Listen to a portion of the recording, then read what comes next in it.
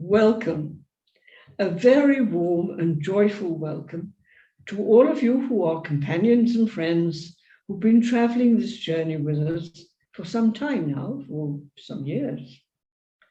And a big warm welcome to those of you who may have joined us for the first time. What exactly are we doing? This is a new series. The last series got interrupted by our friend COVID and the lockdowns earlier than we had intended. But the purpose is the same. These reflections through YouTube are meant for those of us who are conscious of the difficulties and the importance of being awake to life's journey. We're all on journey. We're all on the same journey through life. And as we know from all of us who've gone walks in our lives, there's a time when we say, enough, I must sit down and rest for a few minutes, get my breath back, get revitalized, and perhaps even think, am I going in the right direction? Or should I be doing something else? So rest and reflection and re-energizing. That is the purpose of these series of YouTubes. And as I said, they're meant for all of you and all of us who have been traveling together for some time, as well as anyone else who wants to join us. Well, how do we do it? That's why we do it. Well, how do we do it? We take a theme for our focus each month. We focus on my own inner experiences of what the subject of the theme is, and then the experience worldwide, the experience of humanity. Because although each one of us, every single human being, travels this journey alone, we also travel with the whole human race. We're alone and we're with everyone else. So our reflection must first of all be of what is this journey and what are my experiences at the moment on this journey, and then look around at the rest of the companions who are making the journey with us. Themes. You see, these are not input, it's not intellectual input we're here for. It's deep and serious reflection on reality as it is at this moment. The themes we had for the last series included the world in my hands, the power of powerlessness, simplicity, question a source, passion, an open road, no way, compassion, etc., etc. These themes, by the way, were recorded. You may, if you were not present for any of them, or you want to go back on them or use them for somebody else, they were recorded. So you should be able to find them somewhere. Now, today's theme. We know why we have the themes and what has been the themes. Now what? How are we going to use today's theme? The first thing is to listen to it. Begin to reflect on it. I'm not saying just listen to whatever words I am presenting. Listen to the call of the theme, what it is saying to you intimately, personally, in your life, in your being. Keep on returning to it throughout the whole months. Whenever you're sitting back and just resting, or whenever you become aware of how important this theme is, and that you learn to respond to it. So the whole of the next months is focusing with this theme as a guide. It's a good thing to share your experiences, your thoughts, your questions, and your inner experiences with somebody else, a friend, a stranger, to get a reaction from someone else. And then it's more important also to make some sort of record, to capture the essential thing of the routine for you. Perhaps you write it down, perhaps you make a little drawing for yourself, perhaps you hum it to music, whatever way. Keep it with you. Don't let it go. The real essential message of this month's theme for you. The main insights, the main experiences it reminded me of, or led me into new ones. So, welcome to this series again.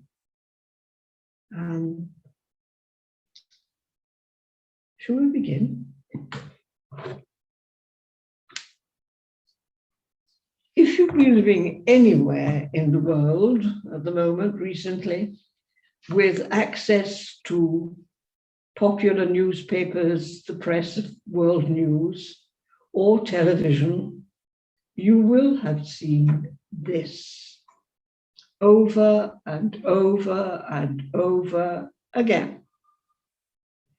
Yes, of course, it is the sign of the Olympic Games. A bit of history that humanity celebrates together still, about 800 years before Christ. You know, out of the great Greek tradition, competition, sport. And I'm sure you have seen some of the athletes, some of the games, some of the successes, some of the failures, some way during the last few weeks. And they are continuing at the moment. It doesn't matter whether you are a keen sportsman or sportswoman, and sport of any form takes an important role in your life, or whether you just get dragged into watching a video because of your husband or your children, or perhaps because you like it yourself. The history, the importance.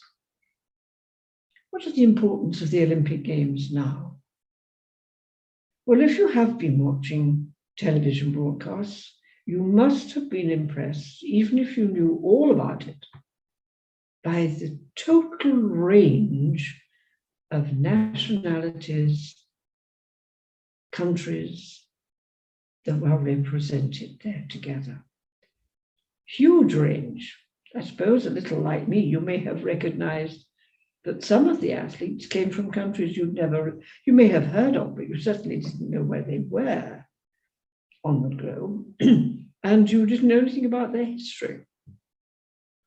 The enormous range of humanity coming together to compete in these various sports. Is there anything else that brings such a range, such a variety of humanity together in one place? Not with the purpose of killing each other like war, and even war is limited usually to some countries. But this is everyone. Look at them. Many races, many competitors. One thing that strikes us is a very important positive contribution to humanity's struggle to survive today, that we can do something together. In fact, one of the other things that's of great importance now, when you listen to some of the interviews with the athletes and the sportsmen and women, you discover that although perhaps they came from somewhere in Central Africa, they were representing a country in Central Europe. somebody obviously from the east coast of Africa representing somebody from Holland, and playing for that country, competing for another country, not the one of your own origin.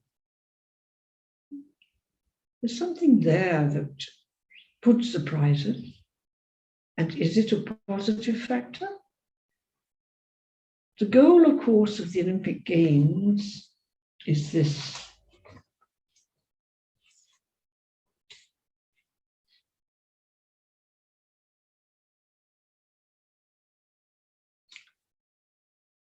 The gold medal.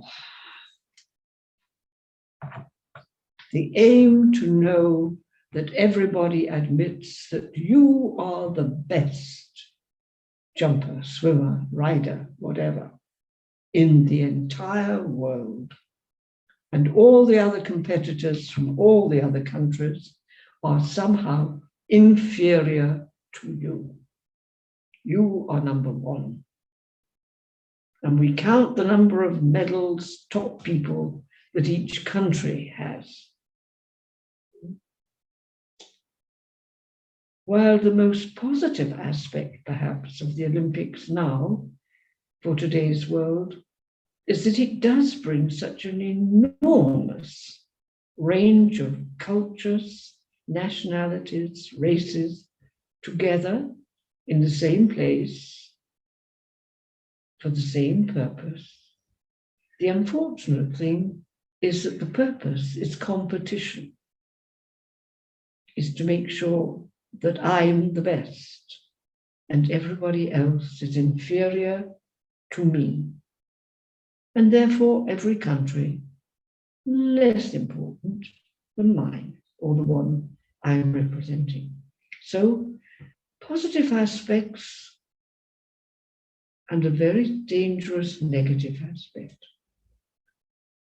We've seen the joy of people who've got their gold medals and know that nobody can say, I am the best swimmer of 100 yards breaststroke in the world, or whatever the competition was. Did we also see the failures and how destructive they were? There was one that was perhaps outstanding, with a young woman representing the United States, who was representing the United States in the event of pole vaulting. You know, she was jumping over a height with the pole to help her get up there. And the first time she did it, the second attempt, she slipped and failed and she missed the goal. The third time, she fell even more badly. And the fourth time, she collapsed completely. And what you saw then was a huddled up major world athlete crying her heart out at failure. A game that produces this, it certainly cannot be the goal, but we have to see that along with the very positive success of bringing people together, we also have the element of when we come together, we don't come to play together, we come to compete with each other. And this is the message for us in our lives this month. Do I live my life as play, a gift to enjoy, or as a test in which I must succeed? Well, sit down and have a look at your life and see how you're living it. Is it pure gift and enjoyment, or as much enjoyment as you can get? That life is a joy. Of course, there's pain and suffering, but the purpose and the companionship is joy. Or is my life a whole series of tests in which I must succeed? Everything from my deepest relationships, my married relationships, my children, to the working relationships and so on, to friends with whom I compete socially. Am I enjoying life as a game, as a gift? Or am I competing for the gold medal that tells me I'm better than everyone else in the world? When we take the theme this month, this is really what is important, that I look at my own life and see how I am living it. Is it this competitive, must get it right, must win, must be on top, must be secure, must be the best? Or is it pure gift where I can enjoy my body, psyche, spirit, and I can enjoy the journey with the rest of humanity? Because we all go together, and yet I go alone. Learning to relate with friends, with people, with the natural environment. How much time do I give that in ordinary everyday life? Is my life one of great respect and gratitude? You know, some of us are still, unfortunately, unfree of a very false teaching which was given out by some religious traditions, perhaps all, to some people, that the relationship with God is competition. These are the ways we please God. These are the ways we anger God. This is what God wants from us. Wrong teaching. That to please God by our successes is why we were created. God created us, or whatever name you use for the creation and the creator, created us to enjoy him, to build up an easy relationship, to recognize that all our good comes from there. And we don't have to earn it. We can't earn it.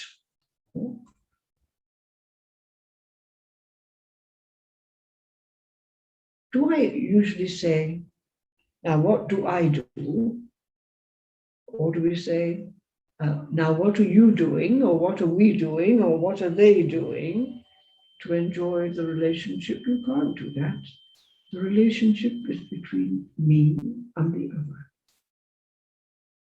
So when I look this week, this month, when I look at the theme, how am I living my relationship with the one who brought me into existence to enjoy that relationship, to be grateful for it,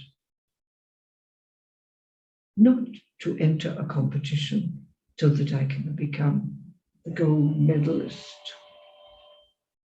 the most outstanding mystic of the age. To enjoy the relationship must mean you can find your personal name for the one you are in relationship with. This is where we are alone. You know, I know somebody for whom the one who brought him into existence is always, oh, that big boss, that big boss. Or the other one, you again. Some of our greatest mystics, like Teresa of Avila, had that sort of relationship. Oh, why did you do that? You know? Oh dear. The reality, the relationship was real. No, they were not foolish. They were not imagining a God in human form by the side of them. But as a human being, their relationship was completely given. given, enjoyed, pure gift, to be enjoyed. So this month, enjoying the relationship you have with life, with the source of life, which you don't have to achieve, which we cannot achieve. We can only put our hands open, wide open, open our hands and accept it as pure gift and enjoy it. And of course, that means that we need, when we look at the world around us, to be able to share the joy we have and the reasons we have for that joy. It may be a very simple way to do it. Perhaps just this month, you can say, I'll try and bring joy into somebody's life just for a moment each day. It might be as much as a thank you to somebody that could bring a smile and a feeling of joy in the other person's life.